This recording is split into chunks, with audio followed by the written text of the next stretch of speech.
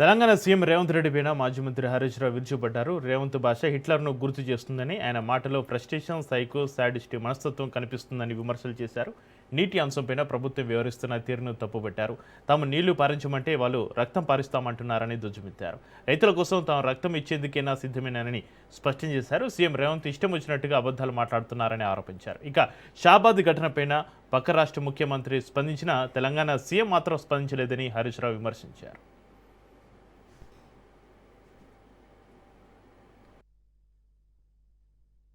రేవంత్ రెడ్డి అందుకే హిట్లర్ తరహాలో ఒక హంతక భాష మాట్లాడుతూ ఉన్నాడు. కానీ ఒకటి మాత్రం నిజం, ఫైనల్ గా పాపం పండినాడు హిట్లర్ కు ఏ గతి పట్టిందో రేవంత్ రెడ్డి నీకు కూడా అదే గతి పడుతుంది. ఇదంతా ఆయన ప్రయత్నం ఏంది? భాష దేనికి మాట్లాడుతున్నాడు? ఎవడు మాట్లాడతాడు? ఫ్రస్ట్రేషన్ లో ఉన్నటువంటి వాడు, విషయం లేనటువంటి వాడు, సమాధానం చెప్పలేనటువంటి వాడు. సమాధానం ఉంటే, విషయం ఉంటే, పరిజ్ఞానం ఉంటే, సత్తా ఉంటే విషయం మీద మాట్లాడతాడు. ఫ్రస్ట్రేషన్ కనబడతా ఉంది నీ లోపల. నువ్వు జారుడు బండ మీద జారిపోతా ఉన్నావు, నీకు ఓటమి తప్పదు అనేటువంటి ఒక ఫ్రస్ట్రేషన్ లో ఊగిపోతా ఉన్నావు, బూతు భాష మాట్లాడుతా ఉన్నావు. నిజంగా నీకు విషయం ఉంటే విషయంతో ఒప్పిస్తావు, మెప్పిస్తావు. విషయం లేదు కనుకనే బూతులను అందుకుంటున్నావు అనేది ఇవాళ రాష్ట్ర ప్రజలందరూ కూడా అర్థం చేసుకుంటావు. మేడిగడ్డ గేట్లు మూయకుండా కన్నేపల్లి దగ్గర నీటిని ఎట్లెత్తుతావు అని మాట్లాడతావు. నాకు జాలి కలుగుతుంది నేను చూస్తుంటే. ముఖ్యమంత్రిగా నువ్వు 31 నెలలు పూర్తి చేసుకున్నా కన్నేపల్లి పంప్ హౌస్ నుంచి మేడిగడ్డ బ్యారేజ్ గేట్లు మూయకుండా నీళ్లు ఎలా ఎత్తాలో కూడా అవగాహన నువ్వు పెంచుకోవడం మీద నిన్ను చూస్తే నాకు జాలేస్తా ఉంది. ఈయన మాట్లాడగానే ఉత్తమ్ కుమార్ రెడ్డి మైక్ తీసుకున్నాడు మధ్యలో. ఈయన తప్పు మాట్లాడిండని ఉత్తమ్ కుమార్ రెడ్డికి బుర్ర వెలిగింది. మధ్యలో ఆయన మైక్ తీసుకొని ఉత్తమ్ కుమార్ రెడ్డి గారు ఈయన తప్పును సరిచేసే ప్రయత్నం చేసి, అందుకే నేను జాలి కలుగుతుంది రేవంత్ రెడ్డి మీద అన్న. 31 నెలలు ముఖ్యమంత్రిగా పనిచేసినాక కూడా విషయ పరిజ్ఞానం పెంచుకోలే, బూతులు తప్ప నీకు విషయ పరిజ్ఞానం పెరగలే. ఆయన ఉత్తమ్ కుమార్ రెడ్డి గారు నిన్న మైక్ తీసుకొని మధ్యలో రేవంత్ రెడ్డి తప్పు మాట్లాడంగానే, అఫ్ కోర్స్ ఫ్రీ ఫ్లోలో కూడా కన్నెపల్లి మోటార్లు ఎత్తాం, కన్నెపల్లి మోటార్లు స్టార్ట్ చేస్తాం, నీళ్ళు ఎత్తుతాం, కానీ మరి మీద అన్నారం సుందిల గేట్లు ముయ్యాలి కదా అని ఆయన సరి చేసే ప్రయత్నం చేశారు. అంటే మమ్మల్ని తిడితేనో, మమ్మల్ని జైల్లో పెడితేనో, మా రక్తం బారితేనో రైతాంగానికి నేను నీళ్లు ఇస్తా అంటే అందుకు మేము సిద్ధం. జైల్లో పెట్టావా పెట్టు, మా రక్తం కావాలన్నా తీసుకో, కానీ రైతులకు మాత్రం నీళ్లు పారించు. నువ్వు రేవంత్ రెడ్డి నీ నోరు నీ ఇష్టం, నువ్వేమన్నా మాట్లాడుకో, కానీ నీళ్లు తెలంగాణ నీళ్ల విషయంలో నీ ఇష్టం వచ్చినట్లు చేస్తా అంటే కుదరదు. నువ్వేం మాట్లాడుతున్నావు? కన్నెపల్లి కట్కొత్తవా రేవంత్ రెడ్డి అంటే ప్రతిపక్షాల కంఠం నొక్కుతా అంటున్నావు. నువ్వు కన్నెపల్లి కట్కొత్తవా రేవంత్ రెడ్డి అంటే మా కంఠం నొక్కుతా అంటుండు. నీ ఉద్దేశం ఏంది? మాకు ఉద్యమాలు కొత్త కాదు, పోరాటాలు అంతకంటే కాదు. తెలంగాణ ఉద్యమంలో అనేక సార్లు అరెస్ట్ అయినాం, జైళ్లలో పడ్డాం. మాకేం అరెస్టులు జైళ్లు కొత్త కాదు. ధర్మం కోసం, న్యాయం కోసం, రాష్ట్రం కోసం ఆనాడు అరెస్టులు అయినాం, జైళ్లలో పడ్డాం. ఇవాళ లక్షలాది మంది రైతుల కోసం జైళ్లలో పడడానికి సిద్ధం, రక్తం ఇవ్వడానికి సిద్ధం తప్ప నిన్ను మాత్రం వదిలిపెట్టము. ఎన్టీపీసీ విద్యుత్ ఉత్పత్తి చేయడానికి 1 సంవత్సరానికి 5 టీఎంసీలు కావాలి. సింగరేణి థర్మల్ పవర్ ప్లాంట్ లో విద్యుత్ ఉత్పత్తి ఆగొద్దు అంటే సంవత్సరానికి 5 టీఎంసీలు కావాలి. హైదరాబాద్ మంచినీళ్లకు ఎల్లంపల్లి నుంచి 10 టీఎంసీలు కావాలి. లోకల్ డ్రింకింగ్ వాటర్ కు 2 నుంచి 3 టీఎంసీలు కావాలి. ఇప్పుడు అక్కడ ఉన్నాయి డెడ్ స్టోరేజ్ తీసేస్తే 4-5 కూడా లేవు. నువ్వు పందాలకు పోయి పంటింపులకు పోతే రేపు కరెంటు ఉత్పత్తి కూడా ఆగిపోయి రాష్ట్రం అంధాకారమయ్యే ప్రమాదం ఉంది మిస్టర్ రేవంత్ రెడ్డి. హైదరాబాద్ నగరం త్రాగునీరు లేక ఇబ్బందులు పడే పరిస్థితి కనబడతా ఉంది. How do you address this issue? పాప నిన్న ఒక జర్నలిస్ట్ అదే అడిగిండు, మరి కరువు వస్తుంది కదా, ఎలినినో వస్తుంది, ఎట్లా నువ్వు అడ్రస్ చేస్తావు అంటే, సమస్యను ఎట్లా తీరుస్తావు అంటే, వాళ్ళని కోసి రక్తం జిమ్ముతే పంటలు పంటే అని రేవంత్ రెడ్డి మాట్లాడతాడు. ఇదా ఒక ముఖ్యమంత్రి మాట్లాడేది? సమస్యను అర్థం చేసుకుంటలేవు నువ్వు. రేపు ఎన్టీపీసీకి 5 టీఎంసీలు కావాలి, సింగరేణి పవర్ ప్లాంట్కి 5 టీఎంసీలు కావాలి, హైదరాబాద్ మంచినీళ్ళకి 10 టీఎంసీలు కావాలి, రామగుండం, మంచిర్యాల్ ఆయా జిల్లాలకు త్రాగునీటికి 3 టీఎంసీలు కావాలి. అక్కడ ఉన్నాయా 4-5 లేవు. ఇప్పుడు మనం నీళ్లు ఎత్తి తెచ్చుకొని సమస్యను పరిష్కారం చేసుకునే దిశగా ఆలోచిస్తావా? రాజకీయాలకు పోయి పందాలకు పట్టింపులకు పోయి సమస్యను జటిలం చేసి రాష్ట్రాన్ని అంధకారం చేస్తావా? హిట్లర్కు నీకున్న మాజీ మంత్రి హరీష్ రావుకు TPCC working president Jaggareddy counter ఇచ్చారు. రక్తం చిందించే ధైర్యం హరీష్ రావుకు లేదని, హింసకు కేరాఫ్ అడ్రస్ కేసీఆర్ కుటుంబందని విమర్శించారు. ఆత్మహత్యలు చేసుకునేలా రెచ్చగొట్టే స్వభావం హరీష్ రావుది అన్నారు. మాట నిలబెట్టుకోవడం కాంగ్రెస్ సంస్కృతి అయితే, మాట నిలబెట్టుకోలేని సంస్కృతి బీఆర్ఎస్ది అన్నారు. హరీష్ రావు ముఖ్యమంత్రి రేవంత్ రెడ్డిని విమర్శించడాన్ని పనిగా పెట్టుకున్నారని, ఉద్యమ సమయంలో మీరు ఇచ్చిన స్పీచ్లకు తెలంగాణ యువకులు బలయ్యారని, పెట్రోల్ పోసుకున్న హరీష్ అగ్గిపెట్టే మర్చిపోరని, హరీష్ సాహసమేంటో కాంగ్రెస్కు తెలుసని ఎద్దేవా చేశారు జగ్గారెడ్డి. ఉదాహరణ ఏంటంటే మేము రక్తాన్ని చిందియడానికైనా రక్తాన్ని ధారపోవడానికైనా మా దగ్గర ఎన్ని బాటలు ఉంటే అన్ని బాటలు రక్తం ఇస్తామని హరీష్ రావు అన్న అది అనడానికి పనిచేస్తుంది, కానీ దాన్ని అమలు చేసే ఒక ధైర్యము శక్తి హరీష్ రావు గారికి లేదు. డ్యామ్ సేఫ్టీ అధికారుల ముందు కూర్చొని మాట్లాడదాము, అసెంబ్లీ పెట్టమంటే పెట్టడానికి సిద్ధంగా ఉన్నా, అవసరం అనుకుంటే నిన్న మీడియాలో చిట్చాట్లో కూడా ముఖ్యమంత్రి గారు ఉత్తమ్ రెడ్డి గారు రేవంత్ రెడ్డి గారు అన్నమాట ఏంది, డ్యామ్ సేఫ్టీ అధికారులకు మీ కేసీఆర్ గారు రెడీ ఉంటే హరీష్ రావు గారు కేసీఆర్ గారును రెడీ చేయండి, ముఖ్యమంత్రి గారు తెలంగాణ ప్రజల పక్షాన కాళేశ్వరం మేడిగడ్డ డ్యాము కూలిపోయిన దాని మీద సూచనలు నేషనల్ డ్యామ్ అథారిటీ అధికారులు చేసిర్రు, దాన్ని దృష్టిలో పెట్టుకొని ఎమోషనల్ డిసిజన్ తీసుకోకుండా తగిన జాగ్రత్తలలో కాంగ్రెస్ గవర్నమెంట్ పనిచేస్తున్నది, ఆచితూచి అడుగులేస్తున్నారు. నిన్న ముఖ్యమంత్రి గారు ఉత్తమ్ రెడ్డి గారు కూడా అన్నది మాట, నేషనల్ సేఫ్టీ డ్యామ్ సేఫ్టీ అధికారులు ఢిల్లీకైనా పోదాం సిద్ధంగా ఉన్నాము, కాబట్టి ఆ మీటింగ్కి కేసీఆర్ గారు రావాలి అపోజిషన్ లీడర్గా, అప్పుడు ముఖ్యమంత్రి, మాజీ ఇరిగేషన్ మినిస్టర్గా హరీష్ రావు రావాలి. మీ ఇద్దరు సిద్ధంగానే మీడియా ప్రకటన చెయ్యండి. ముఖ్యమంత్రి గారు నేషనల్ డ్యామ్ సేఫ్టీ అధికారులను కూడా వారు అడుగుతారు, సీఎం గారు ఉంటారు. ముఖ్యమంత్రి రేవంత్ రెడ్డి పైన బీఆర్ఎస్ వర్కింగ్ ప్రెసిడెంట్ కేటీఆర్ తీవ్ర ఆగ్రహం వ్యక్తం చేశారు. నీళ్ల కోసం అడిగితే నెత్తురు చల్లడం అనేలా మాట్లాడుతున్నారని సీఎం వ్యాఖ్యలపైన కేటీఆర్ మండిపడ్డారు. తెలంగాణ ఉద్యమ సమయంలో జరిగిన ఎన్కౌంటర్ను ప్రస్తావిస్తూ కాంగ్రెస్పై తీవ్ర విమర్శలు చేశారు. తెలంగాణ బిడ్డల రక్తంతో కాంగ్రెస్ చేతులు తడిచాయని ఆరోపించారు. ప్రజల పొలాల జలదాహం తీర్చాల్సిన ప్రభుత్వం రక్తదాహం తీర్చుకునేలా వ్యవహరిస్తుందని విమర్శించారు.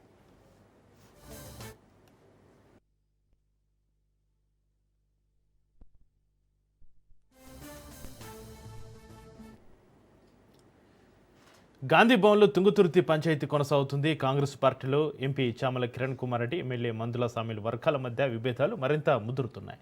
మండల కమిటీల నియామకాల విషయంలో మొదలైన అంతర్గత విభేదాలు ఇప్పుడు పరస్పర ఆరోపణలు, ఫిర్యాదుల వరకు చేరాయి. తుంగతుర్తిలో ఇరు వర్గాల మధ్య చోటు చేసుకున్న పరిణామాల నేపథ్యంలో ఎంపీ వర్గం ఎమ్మెల్యే సామిల్ పైన పీసీసీకి ఫిర్యాదు చేసింది. మరోవైపు ఇరు వర్గాలతోటి పీసీసీ నేత జగ్గారెడ్డి విడివిడిగా సమావేశమై వివరాలు తెలుసుకున్నారు.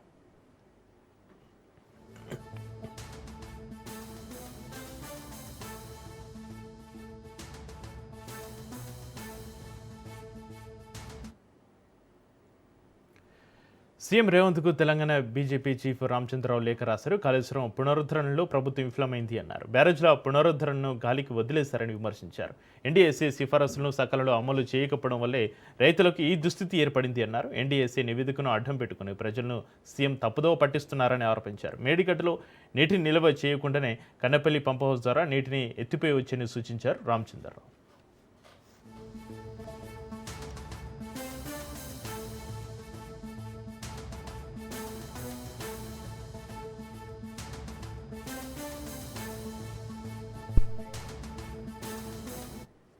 MP Dharmapuri Arvind, Jagtial MLA doctor Sanjeev Kumar CM Revanth రెడ్డిపైన తీవ్ర వ్యాఖ్యలు చేశారు. పార్టీ మారిన ఎమ్మెల్యే తన పదవికి రాజీనామా చేయాలని డిమాండ్ చేసిన ఎంపీ అరవింద్, కేంద్రీయ విద్యాలయానికి అదనంగా మరో 5 ఎకరాల భూమి కేటాయించకపోతే ఉద్యమం చేపడతామని హెచ్చరించారు.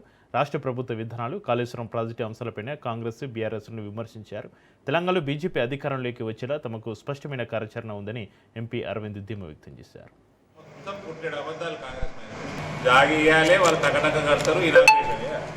ఇనాగ్రేషన్ మా హెచ్ఆర్టీ మినిస్టర్ వస్తాడు, లేదా లోకల్ ఎంపీ వచ్చి చేస్తాడు. నేను ఆల్రెడీ 2 చేసినాను. 2 కేంద్రీయ విద్యాలయాలు ఆల్రెడీ ఇనాగ్రేషన్ అయిపోయినాయి నా నియోజకవర్గం. ఈ 3వది కూడా నేనే చేస్తాను అని 5 ఎకరాలు ఇచ్చి జగిత్యాల ప్రజలని మోసం చేసే కార్యక్రమంలో మీ ఎమ్మెల్యేకి నేను అడుగుతా ఉన్నా, ఎన్నిసార్లు అడుగుతున్నా, సిగ్గురాదా? నీకేం సంబంధమయ్యా? నీకేం సంబంధం? ప్రభుత్వము ఆడికెళ్ళి ఇన్స్టిట్యూట్ పెడుతుంది, మీరు జాగా ఇవ్వాలి. 10 ఎకరాలు ఆప్టిమల్ జాగా, ఐడియల్ జాగా, 10 ఎకరాలు ఇచ్చేయాలి. ఇది కాస్ట్లీ ల్యాండ్, ఇది వాలంటరీ ల్యాండ్, రైతులకు పనికి, రైతుల పిల్లలే చదువుతారు. ఇక్కడ నేను అందాం అనుకున్న అటల్ లక్ష్మణ్ గారు మాట్లాడుతుంటే, సరేలే పోనీ అది ఏంది గవర్నమెంట్ ప్రోగ్రాంలని, రైతుల పిల్లలు చదవరా అండి? మీ ఎమ్మెల్యే చిల్లర వ్యవహారం, చిల్లర రాజకీయం, చిల్లర మనస్తత్వం వల్ల ఒకవేళ 5-10 ఎకరాలు కాకపోతే జగిత్యాల ప్రజలు నష్టపోతుంది. చిల్లర ఎమ్మెల్యేని ఎన్నుకున్నందుకు మీరు కాళేశ్వరం ఉంటుంది. మీ అయ్యని ముట్టడి ఇస్తే సార్ కుంగిపోయేటట్టు కట్టింది మీ అయ్యా. నేనే ఇంజనీర్ అన్నాడు రోజు, చదువు కదా. నాదే డిజైన్, నేనే ఇంజనీర్ అన్నాడు. బీఆర్ఎస్ పార్టీ దగ్గర బాగా ప్రజల్ని దోసుకున్న సొమ్మున్నది. వాళ్ళకి క్రెడిబిలిటీ ప్రజలలో తీసుకున్నా. గ్రామీణ ప్రాంతాల అభివృద్ధి సంక్షేమే లక్ష్యంగా ప్రభుత్వం ముందుకు సాగుతుందని మంత్రి పొంగులేటి శ్రీనివాసరెడ్డి తెలిపారు. ఖమ్మం జిల్లా తిరుమలాయపాలెం మండలాల్లో మంత్రి పర్యటించారు. పలు అభివృద్ధి పనులకు శంకుస్థాపనలు చేయడంతో పాటు సంక్షేమ పథకాల లబ్ధిదారులకు ఆర్థిక సాయాన్ని అందజేశారు. పేదలకు ఇళ్ల స్థలాల పట్టాలు పంపిణీ చేయడంతో పాటుగా కళ్యాణ లక్ష్మి, షాదీ ముబారక్, సీఎంఆర్ఎఫ్ చెక్కులను అందజేశారు. గ్రామాల్లో మౌలిక వసతుల కల్పనకు ప్రభుత్వం పెద్దపీట వేస్తుందని మంత్రి స్పష్టం చేశారు.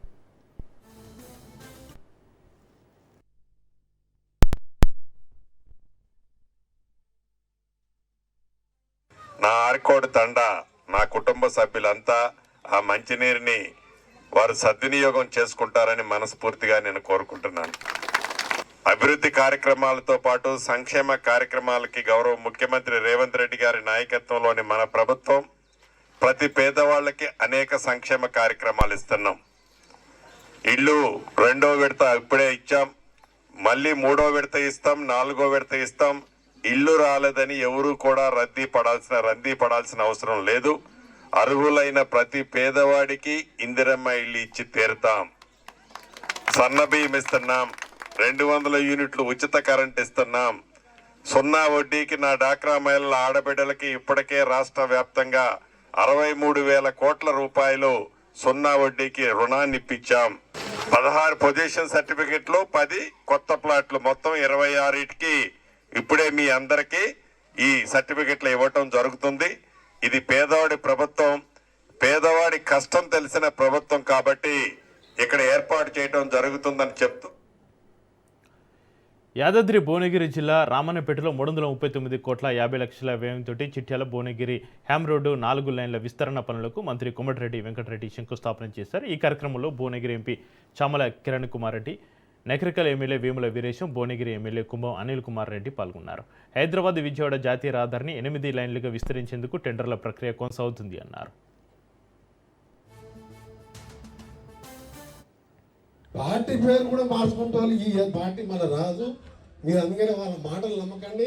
ఇవాళ రోడ్డు ఇది నాకెంతో, ఈ రోడ్డు మీ ఎమ్మెల్యేలు ఎంత పట్టుదలతో ఉన్నారో, మీ ఎంపీ గారు ఎంత పట్టుదలలో ఉన్నారో, నేను ఆ రోజు శవాలని కాళ్ళు చేతులు ఊసిపోయి నా చేతులతో నేను ఎమ్మెల్యేగా 2వసారి రాజశేఖర రెడ్డి ముఖ్యమంత్రి ఉన్నాను. ఆ శవాలను తీసి మార్చర్లు వేస్తుంటే నేను అనుకున్న దీన్ని పర్మనెంట్గా స్ట్రేట్గా ఉంటట్టు చేయాలని చెప్పి ఆలోచనతోని ఇవాళ శాంక్షన్ చేసుకొని కాంట్రాక్టర్ని మొత్తం ఎంపిక చేసి రేపటి నుంచే పనులు మొదలు పెడుతున్నామని చెప్పి ఇవాళ అందుకని ఇక్కడ పెడితే ఇవాళ బ్రహ్మాండంగా ముఖ్యమైన నాయకులు వేదిక మీద స్థానిక సర్పంచ్ మా బీఆర్ఎస్ వర్కింగ్ ప్రెసిడెంట్ కేటీఆర్ కుమారుడు హిమాంశు పుట్టినరోజు వేడుకలు కుటుంబ సభ్యుల మధ్య ఘనంగా జరిగాయి. ఈ వేడుకలకు మాజీ ముఖ్యమంత్రి కేసీఆర్ హాజరయ్యారు. కుటుంబ సభ్యుల సమక్షంలో హిమాంశు కేక్ కట్ చేసి పుట్టినరోజు వేడుకలను జరుపుకున్నారు. అనంతరం తాత కేసీఆర్ ఆశీర్వాదం తీసుకున్నారు. కుటుంబ సభ్యులు హిమాంశుకు పుట్టినరోజు శుభాకాంక్షలు తెలియజేశారు.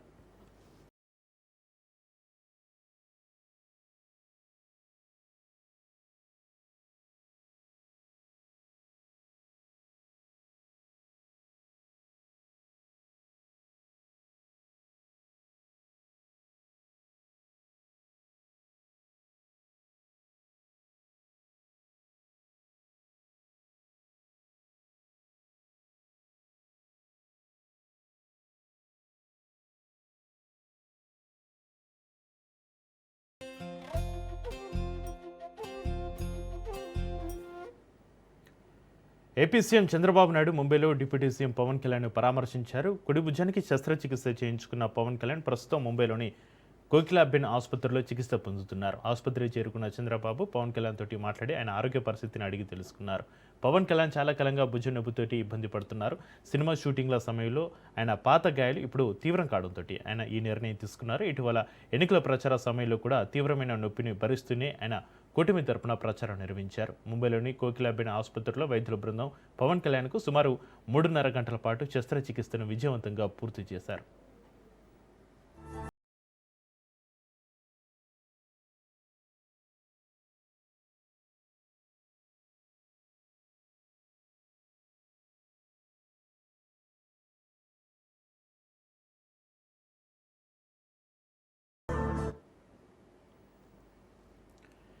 హిందూపురం నియోజకవర్గంలో అభివృద్ధి పనులకు మరింత ఊపు వచ్చింది. 2 రోజుల పర్యటనలో భాగంగా తొలి రోజు ఎమ్మెల్యే నందమూరి బాలకృష్ణ వరుసగా పలు అభివృద్ధి కార్యక్రమాల్లో పాల్గొన్నారు. 790 కోట్లతోటి చేపట్టనున్న ఆంధ్రనేవా కాలువ విస్తరణ పనులకు భూమి పూజ చేయడంతో పాటుగా పార్కు, రక్తనిధి కేంద్రం, ఇండోర్ స్టేడియంను ప్రారంభించారు. అంతేకాకుండా హిటాచి వాహనం ఎక్కి కాలువ పనులకు శ్రీకారం చుట్టడం, ఇండోర్ స్టేడియంలో టేబుల్ టెన్నిస్, షటిల్, బ్యాడ్మింటన్ ఆడుతూ క్రీడాకారులను ఉత్సాహపరచడం ప్రత్యేక ఆకర్షణగా నిలిచింది.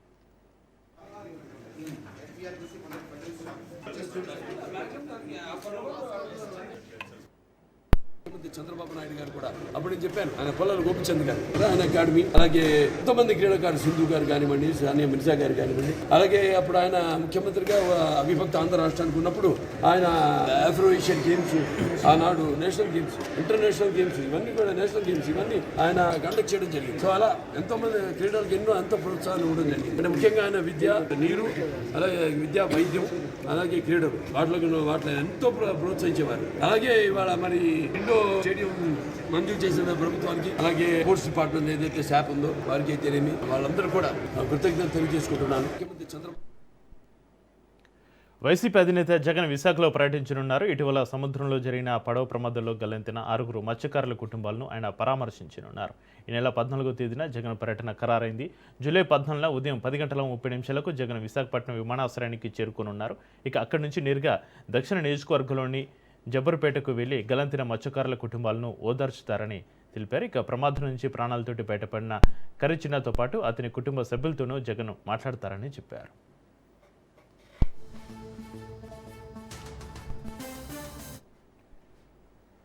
తాడేపల్లిలో వైసీపీ అధికార ప్రతినిధి నాగార్జున యాదవ్ను పోలీసులు అదుపులోకి తీసుకున్నారు. నాగార్జున యాదవ్ నివాసానికి చేరుకున్న పోలీసులు ఎటువంటి ముందస్తు సమాచారం ఇవ్వకుండానే ఆయన్ని తీసుకెళ్లారు. ఈ క్రమంలో కుటుంబ సభ్యులు అడ్డుకోబోగా తాము తెలంగాణ పోలీసులమని వారు చెప్పినట్లుగా సమాచారం అందుతుంది. అయితే ఎటువంటి నోటీసులు ఇవ్వకుండా కనీసం ఎక్కడికి తీసుకెళ్తున్నారో కూడా చెప్పకుండా ఆయన్ని తీసుకెళ్లడం పట్ల కుటుంబ సభ్యులు తీవ్ర ఆందోళన వ్యక్తం చేస్తున్నారు. నల్లపాడు పోలీస్ స్టేషన్లో సమాచారం ఇస్తామని చెప్పి పోలీసులు అక్కడి నుంచి వెళ్లిపోయారు. అసలు నాగార్జున యాదవ్ని ఎందుకు అరెస్టు చేశారు, ఏ కేసులో ఆయన్ని తీసుకెళ్లారు అనే విషయాలపైన మరిన్ని వివరాలు ఇంకా తెలియాల్సి ఉంది.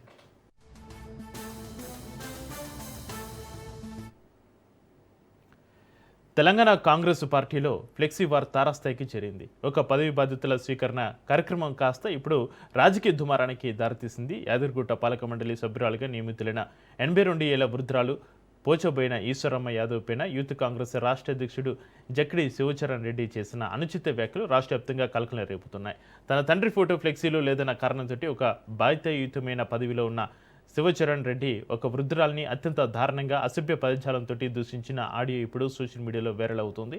పార్టీ అంతర్గత విషయాలను వదిలేసి బహిరంగంగా బీసీ మహిళా నాయకురాల్ని కించపరచడంపైన యాదవ్, బీసీ సంఘాలు తీవ్ర ఆగ్రహం వ్యక్తం చేస్తున్నాయి. సీఎం రేవంత్ రెడ్డి ఒక బీసీ మహిళకు ఇచ్చిన అవకాశాన్ని అవమానించడమేనని, ఇది కుల అహంకారానికి పరాకాష్ఠని వారు మండిపడుతున్నారు. శివచరణ్ రెడ్డిని తక్షణమే పదవి నుంచి బర్తరఫ్ చేయాలని, ఆయన పైన క్రిమినల్ కేసులు నమోదు చేయాలని బీసీ సంఘాలు డిమాండ్ చేస్తున్నాయి.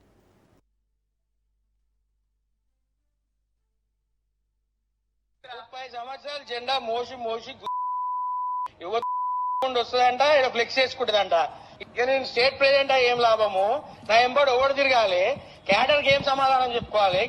టిక్కిడి ప్రభాకర్ రెడ్డి ఫోటో లేకుండా మంత్రాబాద్ డివిజన్ లో నువ్వు కాంగ్రెస్ పార్టీ ఫిక్స్ చేస్తావు.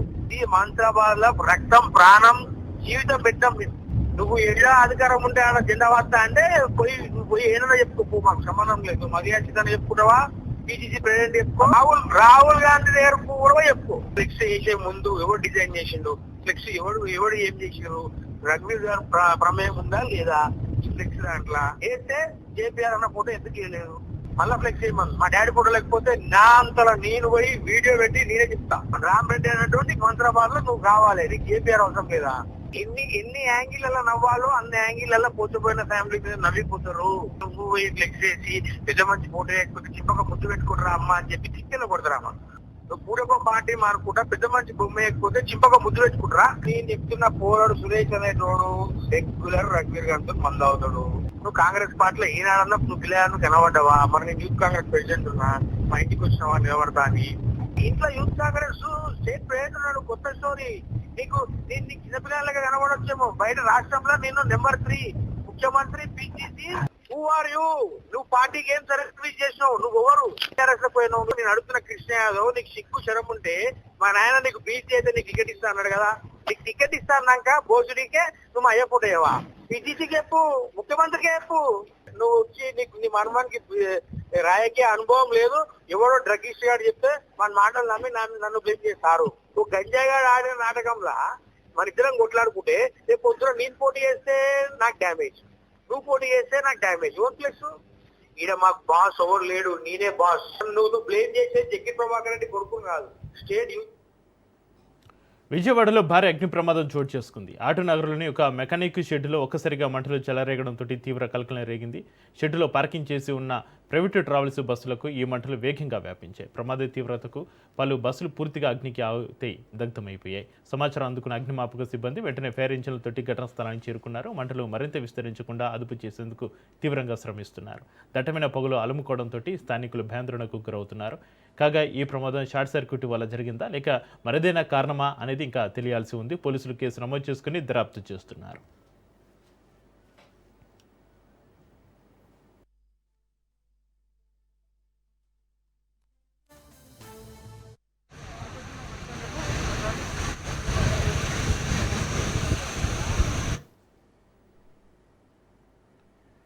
టాలీవుడ్ డ్యాన్స్ అసోసియేషన్ ఎన్నికలో భాగంగా Shekhar master, Jani master groups మధ్య వివాదం మొదలైంది. అసోసియేషన్ ఎన్నికలు సభ్యత్వాల విషయంలో ఇరు వర్గాల మధ్య విభేదాలు వచ్చినట్లుగా సమాచారం అందుతుంది. దీంతో ఒకరిపై ఒకరు విమర్శలు చేసుకోవడంతో అసోసియేషన్ ఛాంబర్ వద్ద ఉద్రిక్త పరిస్థితి నెలకొంది.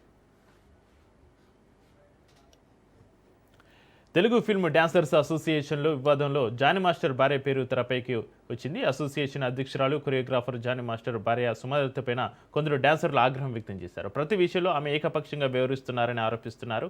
సుమలత తీరు నచ్చక అసోసియేషన్కు చెందిన 10 మంది డాన్సర్లు రాజీనామా చేశారు. ఫెడరేషన్ అనుమతి లేకుండా బై ఎలక్షన్కు సుమలత సిద్ధం కావడంతో వివాదం తలెత్తినట్లుగా తెలుస్తోంది. యూనియన్ పెద్దలు జోక్యం చేసుకుని వివాదాన్ని సర్దుమణిగలా చేయాలని సభ్యులు విజ్ఞప్తి చేస్తున్నారు.